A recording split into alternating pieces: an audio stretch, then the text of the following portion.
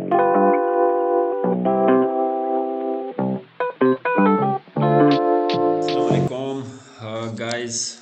Welcome to the Power BI कोर्स। Excel को हम पश्तो में कंप्लीट कर चुके हैं और फिर ज़्यादातर दोस्तों ने, कोलीग्स ने या मेरे व्यूअर्स ने रिक्वेस्ट की कि आप इस तरह करिए उर्दू में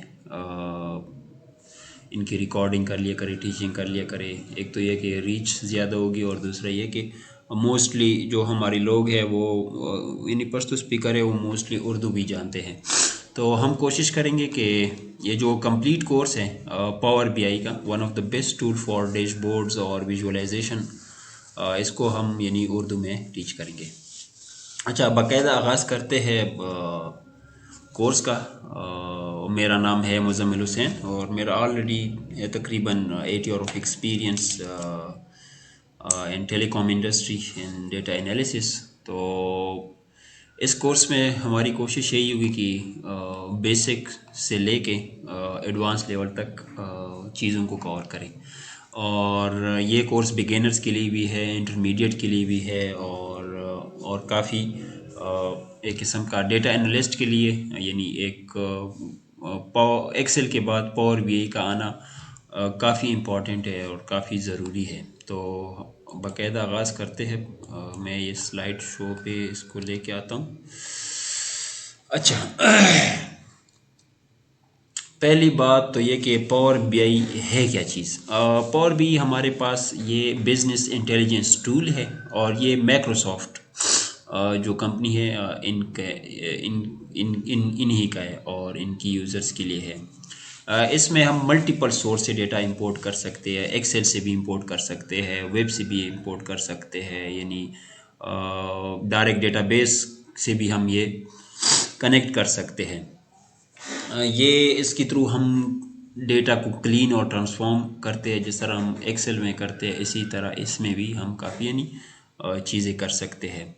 और दूसरा ये कि ये डैशबोर्ड्स बनाने के लिए, क्रिएटिव और इंटरेक्टिव डैशबोर्ड्स बनाने के लिए और रिपोर्ट्स बनाने के लिए बेहतरीन टूल है।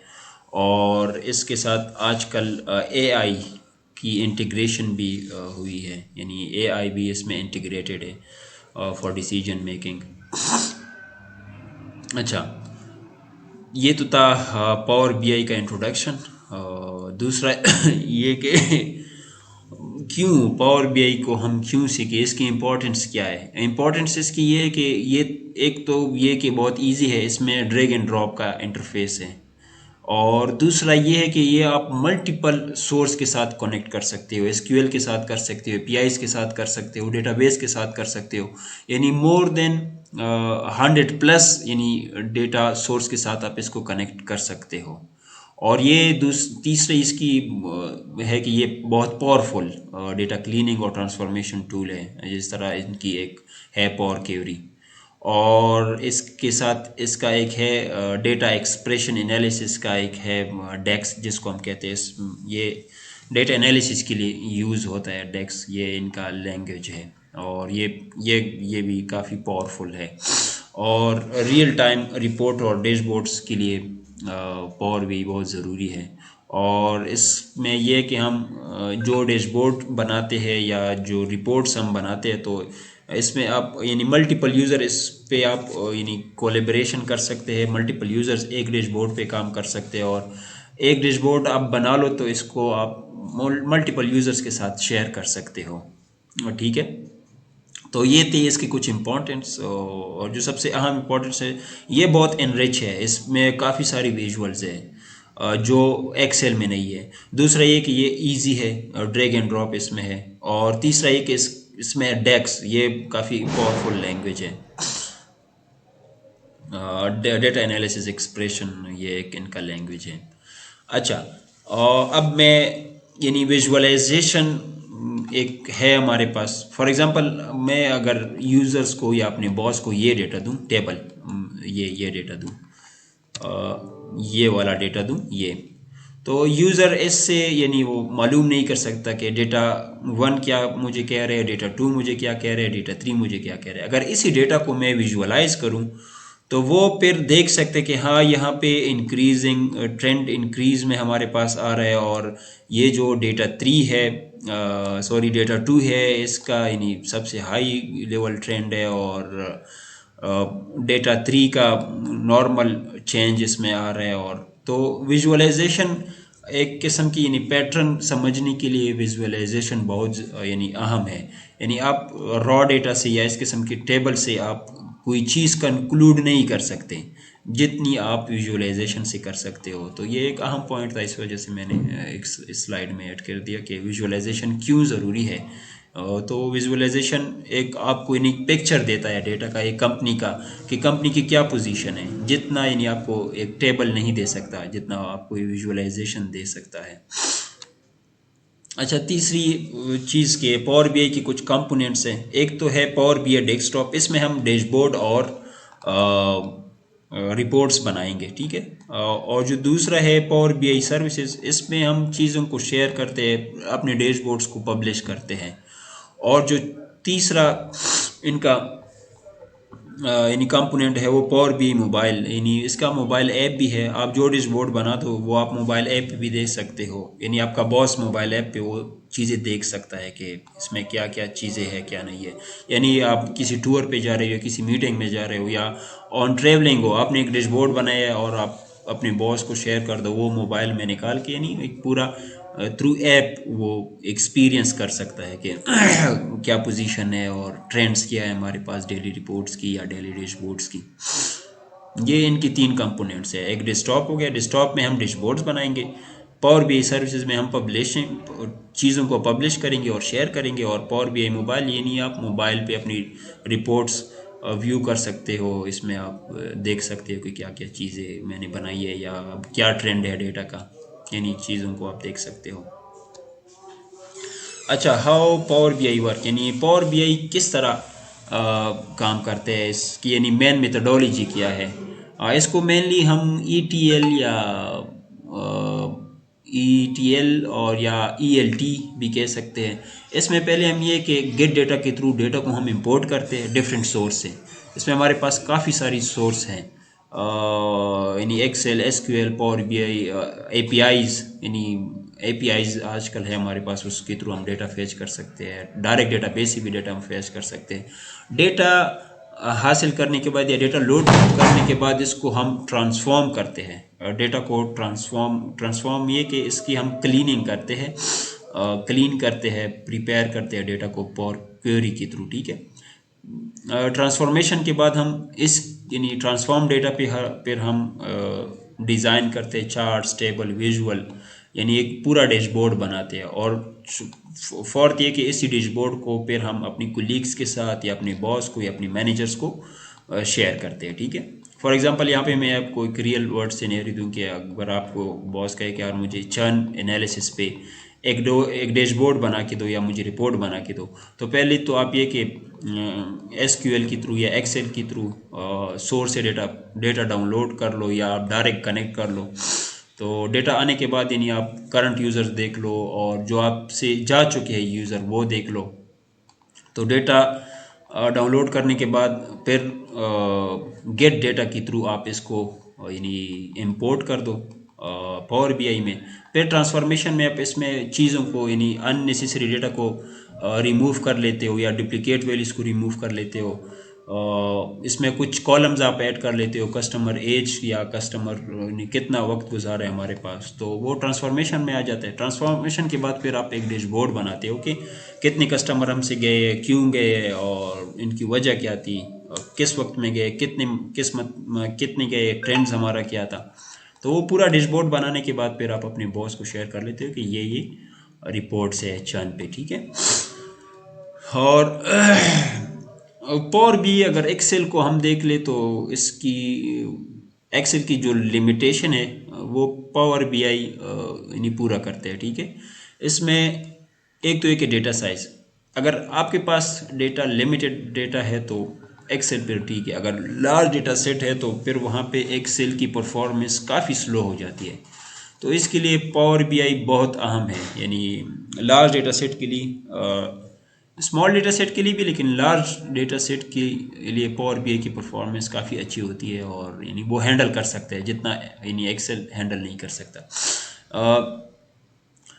पावर बीआई की विजुअलाइजेशन इंटरेक्टिव है और एक्सेल की स्टैटिक है। ये मैं आपको बताऊंगा कि किस तरह यानी इनकी इंटरेक्टिव है और इन एक्सेल की स्टैटिक है। यानी पावर बीआई की जो चार्ट्स हो या विजुअलाइजेशन हो, आप इस पे क्लिक करके यानी उसमें चेंजेस आ सकती है जो यानी स्टेट उसमें एक्सेल में नहीं आ सकती।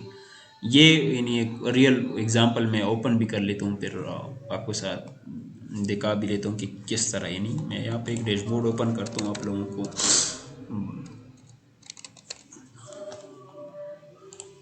ये इतने में ओपन हो जाएगा।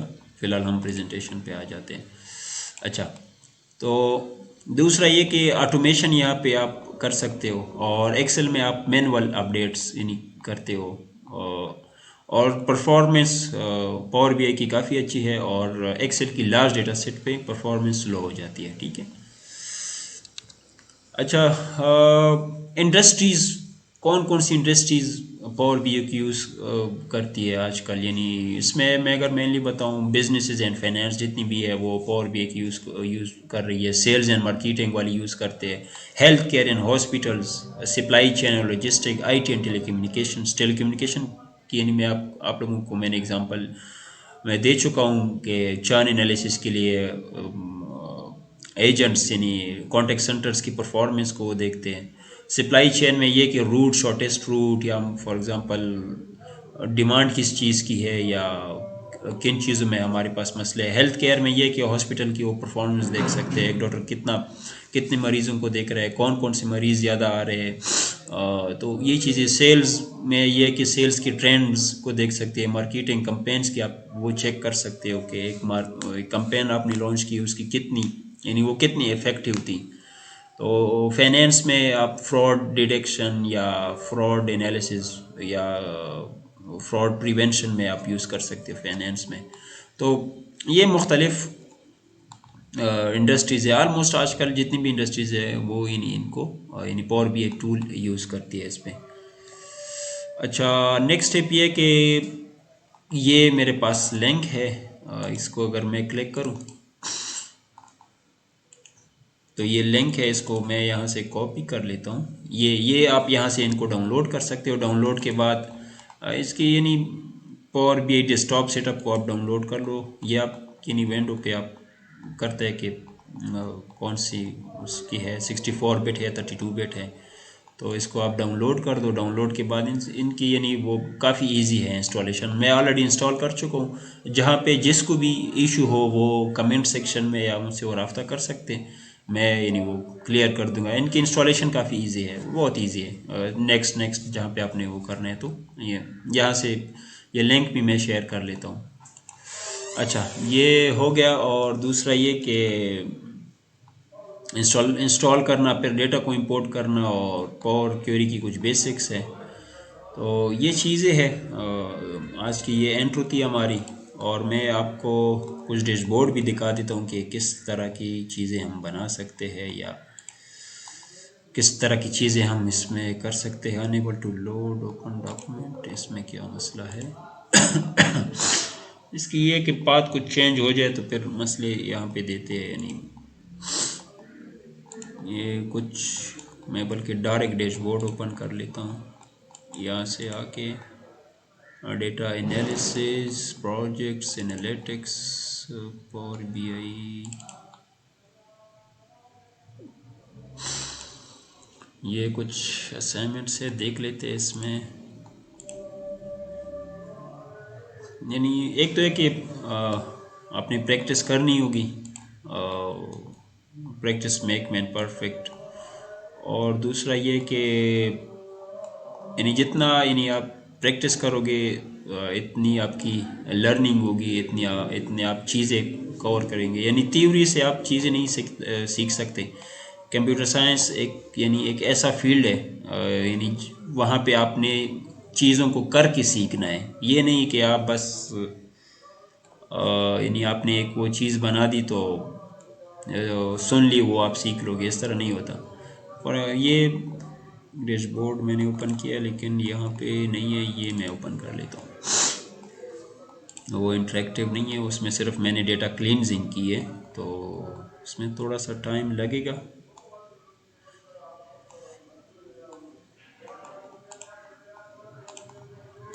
ये मैं क्लोज़ कर लेता हूँ और ये भी ओपन, ये भी मैं क्लोज़ कर लेता हूँ। ये ओपन हो रहा है, थोड़ा टाइम लेगा, 1 मिनट।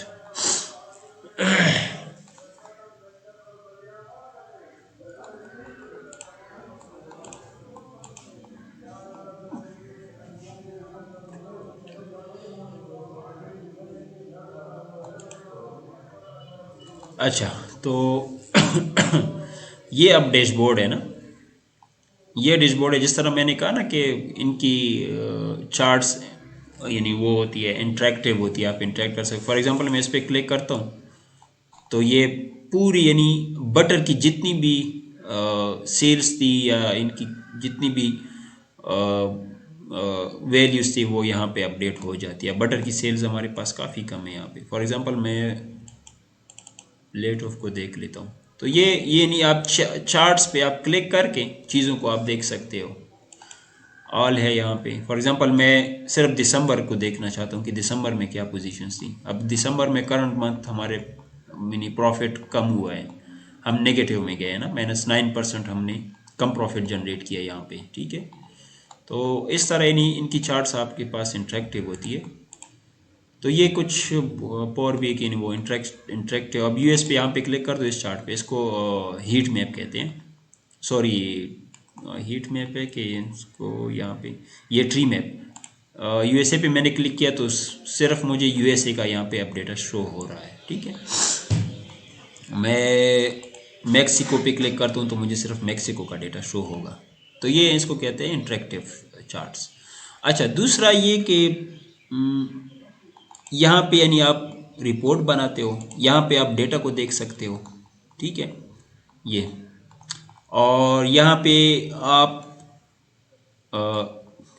यानी आपका पूरा वो डेटा होता है कि इसके यानी मुख्तलिफ टेबल्स में यानी एक किस्म की कनेक्शन होती है ना, वो कीज़ प्राइमरी की, फॉरेन की, आपस में टेबल किस तरह कनेक्ट है, 1 to 1, मैनी टू मैनी, ये डिटेल में हम पढ़ेंगे। सिर्फ मैं आप लोगों को दिखा रहा हूँ कि क्या क्या चीज़ें हैं यानी इसमें।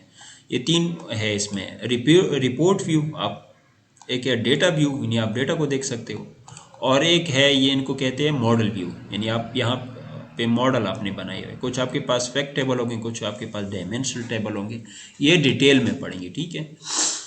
तो आज के लिए इतना ही, और इंशाल्लाह नेक्स्ट लेक्चर में शुरू करेंगे डेटा को किस तरह इंपोर्ट करते हैं, इसमें हम किस तरह इन्हीं कैलकुलेशन करते हैं, या डेटा को ट्रांसफॉर्म किस तरह करते हैं, और मुख्तलिफ़ चीज़ें। ट्रांसफॉर्मेशन का इनका पावर क्यूरी का अपना एक फिर वो है टूल है, तो यहाँ पे हम फिर इनकी ट्रांसफॉर्मेशन करते हैं। ये एक बड़ा प्रोजेक्ट है, क्योंकि बड़ा तो खैर नहीं कह सकते, मीडियम साइज़ का प्रोजेक्ट था।